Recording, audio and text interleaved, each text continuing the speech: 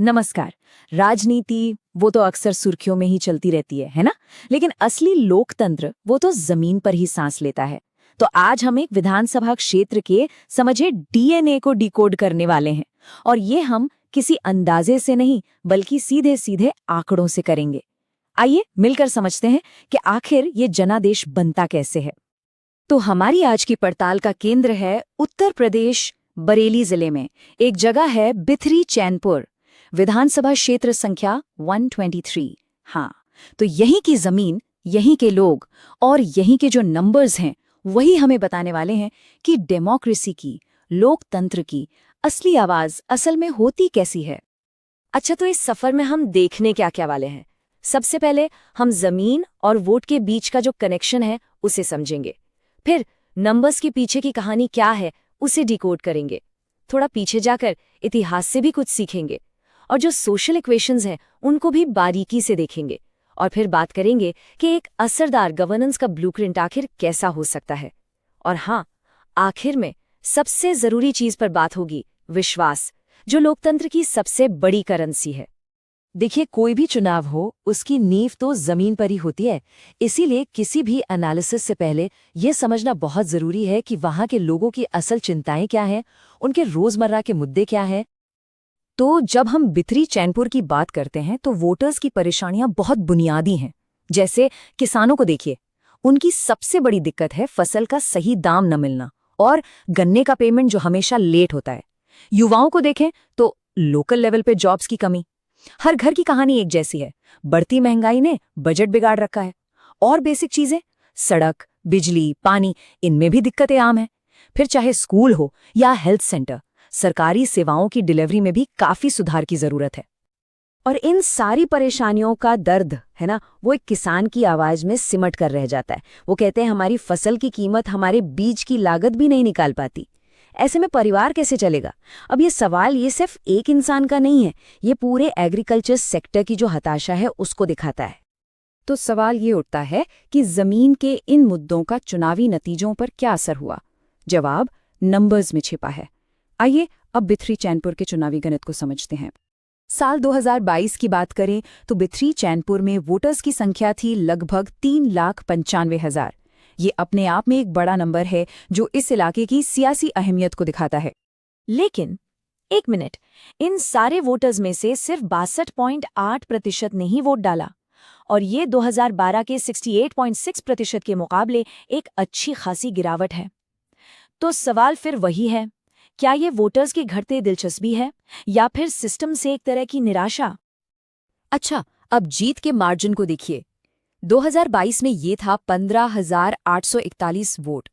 सुनने में तो ये काफी लगता है ना, लेकिन 2017 में ये मार्जिन 19,500 से भी ज्यादा था।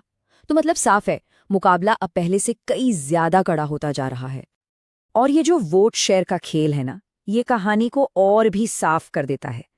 2017 से 2022 के बीच क्या हुआ? बीजेपी और सपा दोनों का वोट शेयर बढ़ा। लेकिन असली कहानी तो बीएसपी के वोट शेयर में छिपी है। 22.7% से सीधा गिरकर सिर्फ 9% पर आ जाना, ये गिरावट क्या बताती है? यही कि फाइट अब सीधी सीधी दो पार्टियों के बीच सिमट रही है। और रुकिए, सबसे लेटेस्ट सिंगल तो 2024 के लोकसभा चुनाव से मिला। इस इलाके में समाजवादी पार्टी के गठबंधन की तरफ करीब करीब 8% का वोट स्विंग देखने को मिला। ये एक बहुत ही साफ इशारा है कि जमीन पर हवा का रुख बदल रहा है। अब देखिए, भविष्य को समझना है तो थोड़ा अतीत को खंगालना ही पड़ता है। बिथरी चैनपुर का जो हाल का पॉलिटिकल इतिहास है वो हमें काफी कुछ सिखाता है। आइए जरा इस टाइमलाइन को देखते हैं। 2012 में बीएसपी जीती, उसके बाद 2014 से एक लंबा दौर शुरू हुआ बीजेपी के डोमिनेंस का। 2014 लोकसभा, 2017 विधानसभा, फिर 2019 लोकसभा, सब बीजेपी के नाम। लेकिन 2022 में जीत का मार्जिन कम हो गया और 2024 में सपा ने लोकसभा सीट निकाल ली। तो ये क्या है?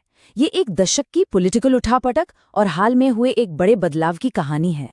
तो अब तक हमने देखा कि क्या हुआ, अब सवाल है कि क्यों हुआ। देखिए, हर मैंडेट के पीछे ना बड़े कॉम्प्लेक्स सोशल और पॉलिटिकल इक्वेशंस होते हैं। चलिए अब इन समीकरणों की परतों को खोलते हैं। अगर हम यहाँ की डेमोग्राफी को देखें तो मोटे तौर पर करीब 59% हिंदू आबादी है और 39% मुस्लिम। पर कहानी इतनी सिंपल नहीं है। इन दोनों ही ग्रुप्स के अंदर सवर्ण हैं, दलित हैं, ओबीसी हैं और इन सब की अपनी सोशल और पॉलिटिकल पहचान है जो पूरे चुनावी गणित को काफी कॉम्प्लेक्स बना देती है। पॉलिटिकली देखें तो ये सोशल कोएलिशंस कुछ इस तरह काम करते हैं। बीजेपी का कोर बेस है सवर्ण और नॉन यादव ओबीसीज, वहीं समाजवादी पार्टी का बेस है यादव और मुस्लिम। तो फिर सवाल ये है कि जीत हार तय कौन करता है? जी, वो है स्विंग वोटर्स, यानी कि नॉन यादव ओबीसीज जैसे मौर्य, कुशवाहा और दलित वोटर्स। खेल इन्हीं के हाथ में रहता है। 2022 के जो कैंडिडेट थे उनको देखकर ये फासला और भी साफ हो जाता है। एक तरफ बीजेपी के कैंडिडेट 50 साल के डॉक्टर जिनकी संपत्ति 17 करोड़ से ज्यादा, दूसरी तरफ सपा के कैंडिडेट 35 साल की इंजीनियर जिनकी संपत्ति करीब 74 लाख। तो ये चुनाव सिर्फ कैंडिडेट का नहीं था, ये अनुभव, उम्र और रिसोर्सेज का भी मुकाबला था। और जब वोटर ऐसे किसी भी विकल्प को चुनता है तो हमें एक बहुत जरूरी संवैधानिक मूल्य याद रखना चाहिए। देखिए, हर वोट सिर्फ एक बटन दबाना नहीं है, ये एक आवाज है, एक अभिव्यक्ति है। हर नागरिक का ये हक है कि उसे सही जानकारी मिले और उसकी डिग्निटी, उसके सम्मान का ध्यान रखा जाए। किसी भी तरह की जानकारी हमेशा सहमति लेकर और उसका मकसद साफ बताकर ही इकट्ठा की जानी चाहिए। तो ठीक है, एनालिसिस तो हो गया। अब इससे आगे बढ़कर एक कंस्ट्रक्टिव नजरिए से सोचते हैं। ये जो सारे नंबर्स हैं और जमीन की जो हकीकत है, इसके आधार पर एक असरदार गवर्नेंस का एक ब्लूप्रिंट कैसा दिख सकता है?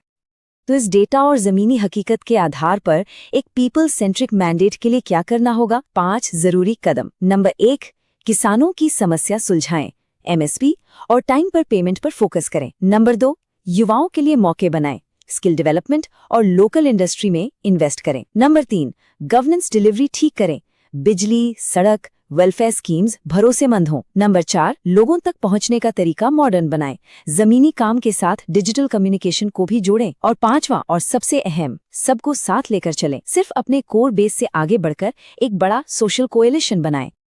चलिए अब बात करते हैं उस चीज की जो सबसे आखिर में आती है लेकिन सबसे जरूरी है, लोकतंत्रात्मक राजनीति की सबसे कीमती और सबसे नाजुक करेंसी, जनता का विश्वास। और यहीं पर एक बहुत गहरा स्ट्रेटेजिक मैसेज छिपा है। लक्ष्य किराए पर लाई गई भीड़ का शोर नहीं होना चाहिए। लक्ष्य होना चाहिए अर्जित विश्वास बनाना, अर्न्ड ट्रस्ट।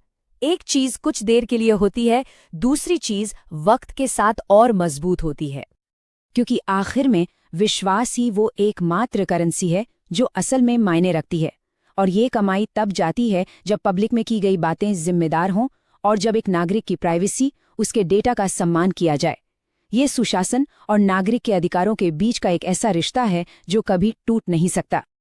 तो आखिर में बिथरी चैनपुर के ये नंबर्स एक साफ चेतावनी है, एक वार्निंग कि जब आप जमीनी शिकायतों को नजरअंदाज करते हैं तो सत्ता में होना आपकी ढाल नहीं बन सकता। और ये एक ऐसा सबक है जिसे हर चुने हुए नुमाइंदे को हमेशा याद रखना चाहिए।